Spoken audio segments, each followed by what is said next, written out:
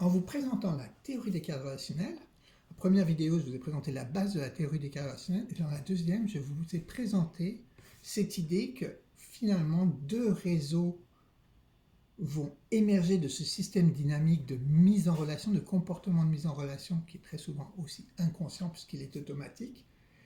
Et ces deux réseaux vont concerner moi et mes affaires, mes pensées, mes émotions, mes souvenirs, mon histoire personnelle et mes comportements, et les autres en relation à moi. Et ces deux réseaux ensemble forment le sens, la base fondamentale de notre identité.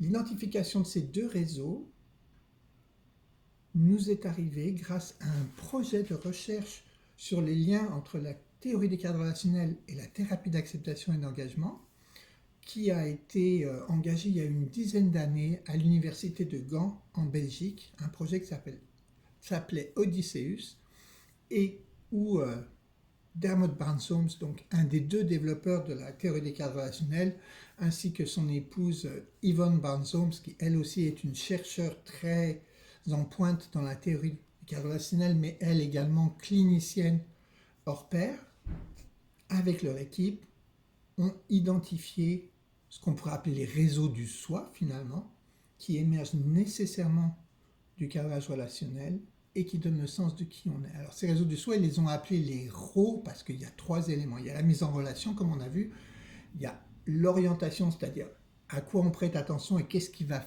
rentrer dans le réseau, faire stimulus dans le réseau.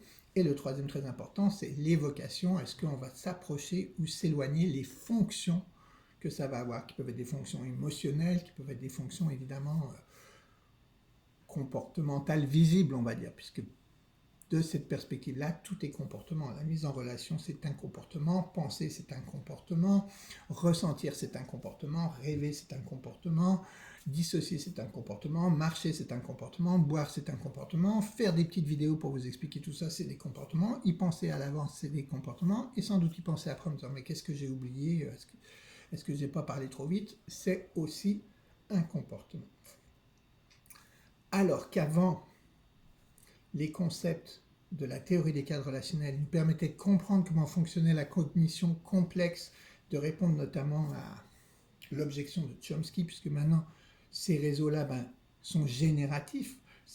On peut tout mettre en relation avec tout, donc ça explique que par exemple des pensées vertes dansent furieusement, ça peut avoir du sens, même si personne n'en a jamais rencontré dans le monde physique. Eh bien, il n'y avait pas de lien avec la clinique. Alors, on pouvait dire, oui, là, il y a tel type de relation, une relation d'équivalence, ou là, c'est une relation de comparaison, ou là, c'est une relation temporelle, là, c'est quelque chose de perspective, on peut peut-être essayer de faire ressortir tout ça, mais c'était bien compliqué. Et puis, quand on essayait de mettre des mots techniques, les mots de la théorie des cadres relationnels sur ce qu'on est venu à appeler les processus de l'acte dans l'hexaflex. Alors, il y en a 6, hein, acceptation, diffusion, moment présent, soit comme contexte, valeur et action engagée. Alors là, c'était la fin.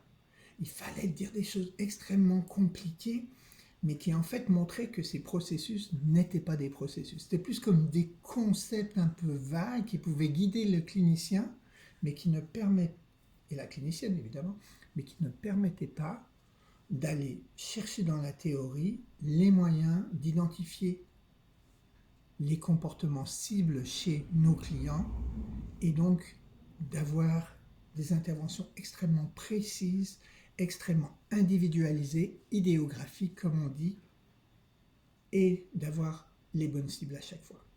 Et on va voir comment maintenant on peut le faire et où ça m'a amené dans mon chemin dans l'acte, avec l'acte. Dans le prochain vidéo. À plus.